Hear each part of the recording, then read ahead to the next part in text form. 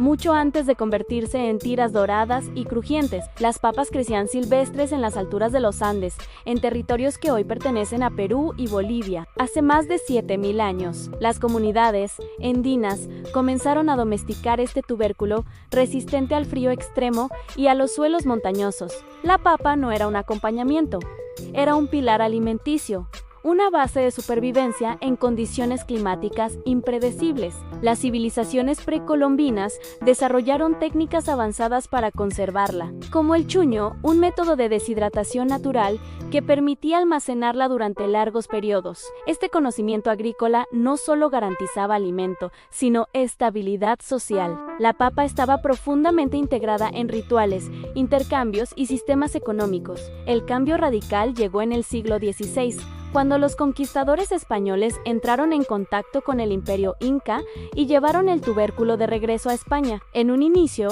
la papa fue vista con desconfianza en Europa. Pertenecía a la familia de las solanáceas, la misma que incluía plantas consideradas tóxicas. Durante décadas fue cultivada más como curiosidad botánica que como alimento esencial. Sin embargo, las crisis agrícolas y las hambrunas del continente europeo obligaron a reconsiderarla. Su capacidad de crecer en suelos pobres y producir altos rendimientos la convirtió en un recurso estratégico. Lentamente, la papa dejó de ser exótica y comenzó a integrarse en la dieta popular, pero aún faltaban siglos para que alguien decidiera cortarla en tiras delgadas y sumergirla en aceite hirviendo. El origen de las papas a la francesa no comienza en la cocina, sino en la montaña.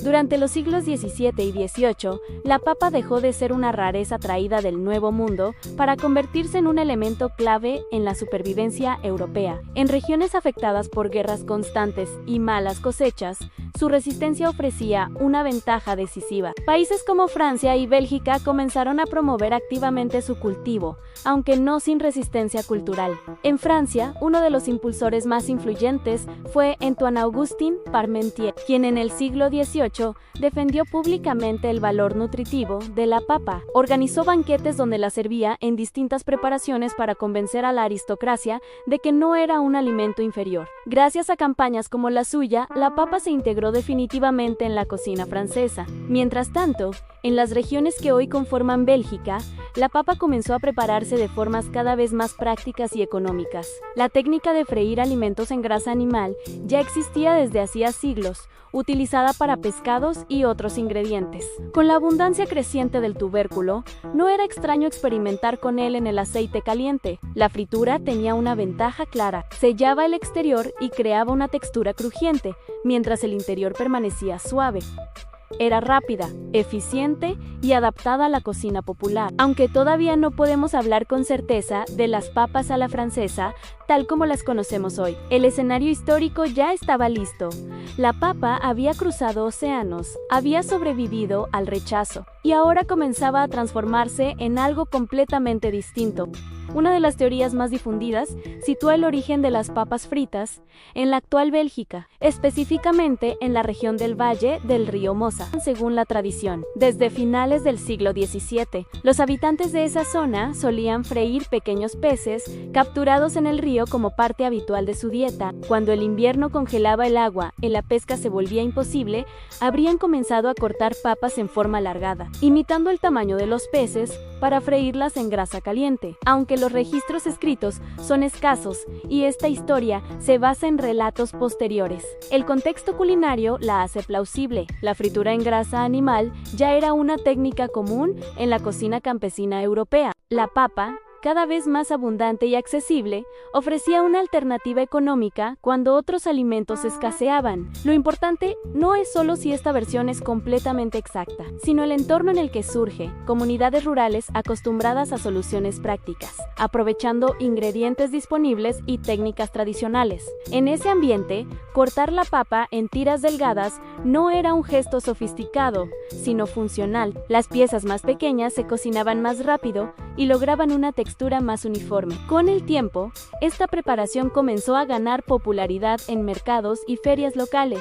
La papa frita dejaba de ser una simple sustitución invernal y empezaba a consolidarse como una preparación propia, con identidad diferenciada. Así, en un contexto de necesidad y adaptación, la papa dio un paso más en su evolución culinaria. Ya no era solo un tubérculo hervido o asado. Comenzaba a crujir.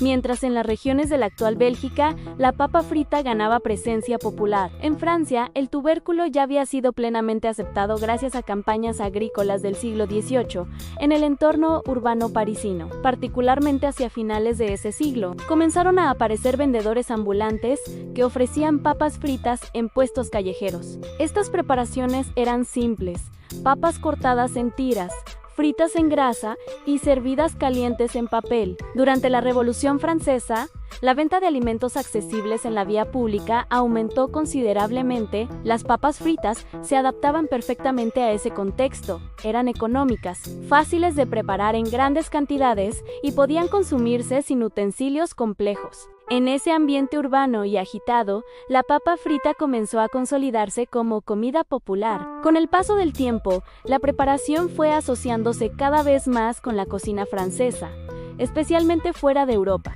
El término papas a la francesa o French fry se popularizó siglos después, en parte debido a la influencia cultural y gastronómica de Francia en el mundo occidental. Sin embargo, el nombre no resuelve el debate sobre su origen exacto, más bien refleja el peso simbólico que la cocina francesa tenía en la clasificación internacional de alimentos. Lo que sí es claro es que, para el siglo XIX, la papa frita en tiras ya circulaba tanto en ámbitos rurales como urbanos del norte de Europa. Había dejado de ser una solución improvisada y empezaba a adquirir identidad propia. La papa, que cruzó océanos como curiosidad botánica, ahora encontraba un nuevo destino en el aceite hirviendo de las ciudades europeas, y su transformación aún no estaba completa.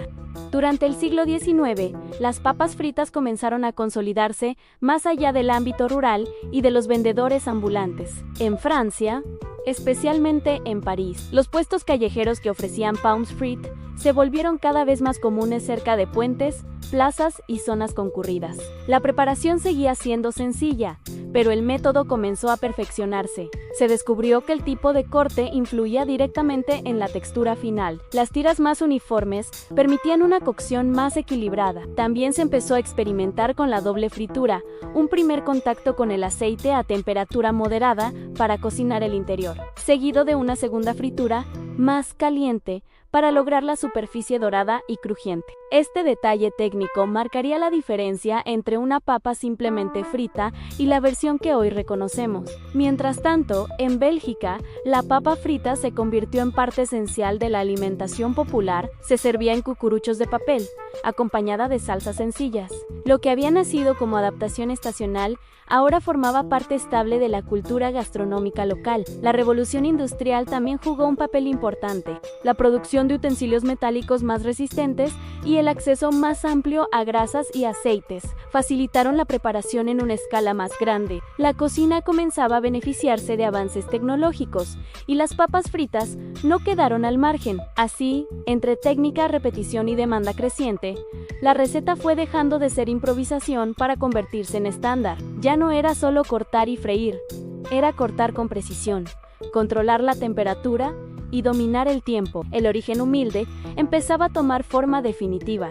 A finales del siglo XIX y comienzos del XX, las papas fritas comenzaron a viajar más allá de Europa. Las olas migratorias llevaron tradiciones culinarias a Estados Unidos, donde muchas recetas europeas encontraron un nuevo escenario. Restaurantes y hoteles de influencia francesa incluyeron French fried potatoes en sus menús, asociando el platillo con sofisticación europea. En las grandes ciudades estadounidenses, la papa frita empezó a adaptarse al ritmo acelerado de la vida urbana. Se convirtió en acompañamiento ideal para carnes y, más adelante, para nuevos formatos de comida rápida que comenzaban a surgir. Su preparación relativamente sencilla y su capacidad para producirse en grandes cantidades la hacían perfecta para un mercado en expansión. A diferencia de su origen rural y estacional en Europa, en América la papa frita se integró rápidamente en establecimientos permanentes. La disponibilidad constante de papas y aceites vegetales permitió que la receta se mantuviera uniforme durante todo el año. Poco a poco, el corte corte se estandarizó y la doble fritura se volvió práctica común en cocinas profesionales. El nombre papas a la francesa terminó consolidándose en el idioma inglés, no necesariamente como referencia precisa a su lugar de nacimiento, sino como reflejo de la asociación cultural con la cocina francesa. Con el tiempo, el término se popularizó a nivel internacional, reforzando la idea de que se trataba de una preparación con identidad definida. Lo que comenzó como solución invernal junto a un río europeo, ahora se producía en restaurantes de ciudades industriales al otro lado del océano. La papa había completado otro viaje, y su historia seguía avanzando. Con el cambio de siglo, la preparación de las papas fritas dejó de depender únicamente de la tradición oral y comenzó a apoyarse cada vez más en principios técnicos. En Estados Unidos, donde la estandarización industrial avanzaba rápidamente, los restaurantes empezaron a buscar uniformidad absoluta en tamaño, textura y sabor. La papa frita ya no era solo una receta, era un producto que debía reproducirse exactamente igual cada día. Se entendió que el tipo de papa influía decisivamente en el resultado. Las variedades con más contenido de almidón ofrecían una textura interior más suave y un exterior más crujiente tras la fritura. También se perfeccionó el control de temperatura del aceite, algo que en siglos anteriores dependía casi por completo de la experiencia del cocinero. Ahora, los termómetros y los métodos más precisos permitían repetir el proceso con exactitud. La técnica de la doble fritura se consolidó definitivamente en esta etapa. Primero, una cocción más lenta para ablandar el interior. Después, una segunda inmersión en aceite más caliente para sellar la superficie y generar la característica capa dorada. Este método no era improvisado, respondía a la transformación química del almidón y la evaporación del agua contenida en la papa. Mientras tanto, en Bélgica y Francia, la tradición continuaba firme en puestos y establecimientos locales, pero con creciente atención a la calidad del corte y al tipo de grasa utilizada. La receta, aunque sencilla en apariencia, se había convertido en un equilibrio delicado entre tiempo, temperatura y materia prima. Lo que nació como adaptación campesina ahora era objeto de precisión casi científica. La papa frita había alcanzado su forma definitiva, pero su impacto histórico aún no terminaba de expandirse. En la primera mitad del siglo XX, las papas fritas dejaron de ser simplemente una preparación europea adaptada en América para convertirse en un fenómeno internacional. En Estados Unidos, el crecimiento de los restaurantes de servicio rápido consolidó su presencia como acompañamiento estándar. La combinación de producción en masa, técnicas estandarizadas y abastecimiento constante permitió que su sabor y textura fueran prácticamente idénticos sin importar la ciudad. Durante las guerras mundiales, la papa volvió a demostrar su valor estratégico como alimento accesible y energético. En varios países europeos, incluyendo Bélgica y Francia, siguió siendo parte fundamental de la dieta popular. Su facilidad de cultivo y su versatilidad en la cocina la mantuvieron presente incluso en tiempos de escasez. La industrialización también transformó su producción. A mediados del siglo XX comenzaron a desarrollarse métodos para precortar, congelar y distribuir papas listas para freír, lo que garantizaba uniformidad a gran escala. Este proceso no alteraba su esencia original, cortar y freír, pero sí modificaba profundamente la forma en que se producían y consumían. Lo que había nacido como adaptación invernal en una región europea terminó convirtiéndose en uno de los acompañamientos más reconocidos del planeta. Sin embargo, su estructura básica seguía intacta. Tiras de papa, sumergidas en aceite caliente, hasta alcanzar el equilibrio entre crujiente exterior y suavidad interior. Después de siglos de viajes, debates sobre su origen y perfeccionamientos técnicos, las papas a la francesa se habían convertido en símbolo global, pero su historia comenzó mucho antes del primer restaurante moderno, y termina donde empezó, en un tubérculo, en vino transformado por la necesidad y la creatividad humana.